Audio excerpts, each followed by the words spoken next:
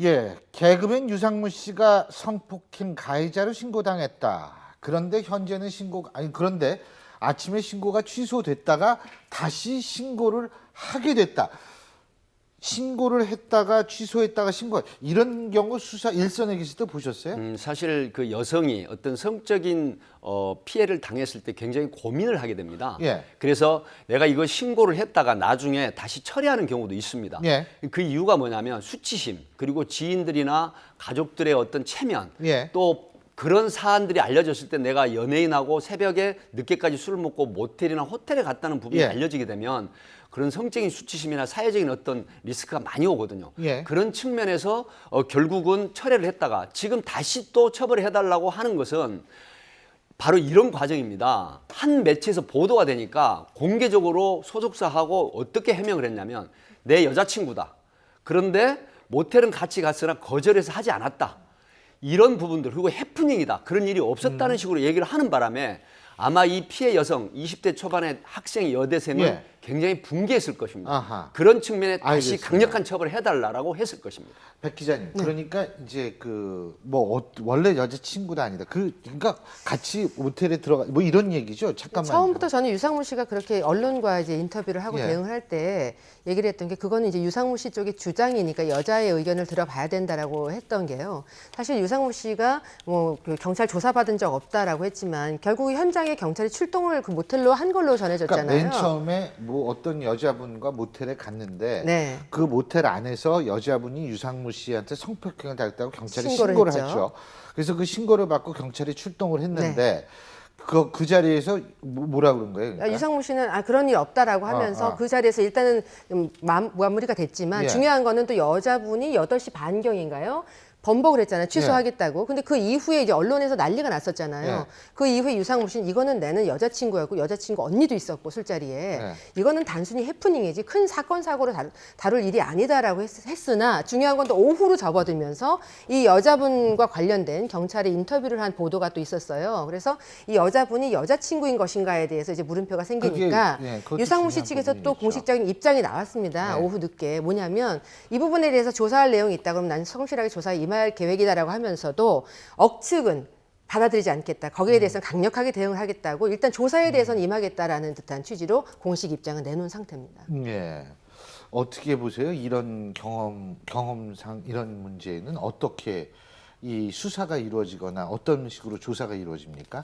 지금 사실 이게 일종의 신고했다 안 했다는 친고죄가 아니기 때문에 그렇죠. 관계 없는 거죠. 예. 예전 같으면 강제추행이라는 게 예. 좀 신고죄니까 피해자의 신고가 없거나 철회되면 이제 끝나버리는데 지금은 이제 신고와 관계없이 조사할 수 있고요.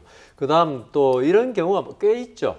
왜냐하면은 여성이 신고하면은 큰일 났다 싶어가지고 여성과 합의를 시도하거나 여성에게 여러 가지 용돈을 주거나 이래서 특히 젊은 여성에게 회유해서 취하시키는데 취하시키고 나서 태도가 돌변하면 범인의 태도가 돌변하면 그 여성은 어떤 아주 분노하게 되더라고 보통.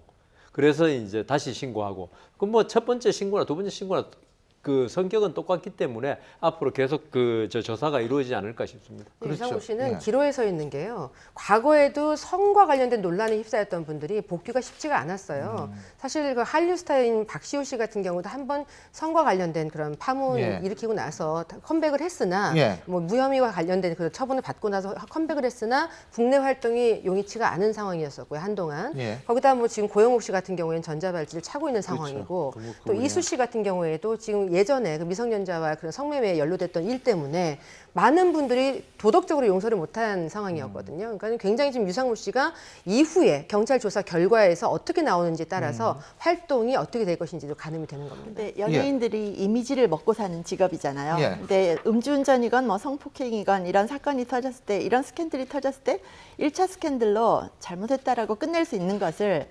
거짓말하거나 변명하면 그게 2차 스캔들로 확대가 됩니다. 근데 그 2차 스캔들로 확대되는 길을 선택하시는 분이 많은 것 같아요. 그러면 우리나라에서 거짓말한 죄까지 더해져서 더 큰 죄가 되는 거죠. 근데 이창명 씨 사건이나 유상무 씨 사건이나 이걸 보면서 조영남 씨가 이렇게 생각하지 않을까 싶어요. 창무야, 창명아 고맙다. 내 주변을 이렇게 옮겨줘서 그림 하나 보내줄게 이런 생각하지 않을까 싶기도 해요. 근데요.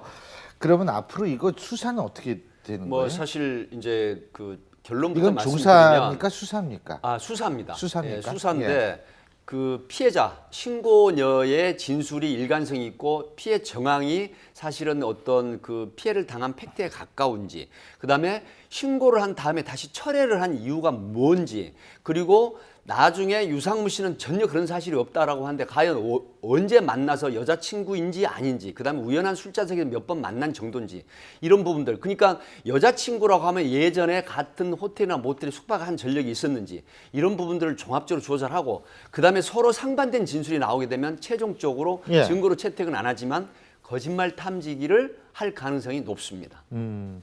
알겠습니다. 저는 사실 이런 생각이 들어요.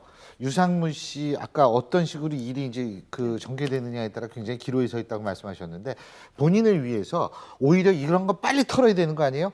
굉장히 적극적으로 경찰 수사와 조사에 협조하고 그래서 빨리 이 문제를 마무리 짓는 것이 저는 유상무 씨의 미래를 위해서 굉장히 중요하지 않을까라는 생각도 듭니다. 그렇기 때문에 경찰의 엄중한 수사와 그리고 유상무 씨의 적극적인 협조가 절대적으로 필요하지 않나라는 생각이 듭니다.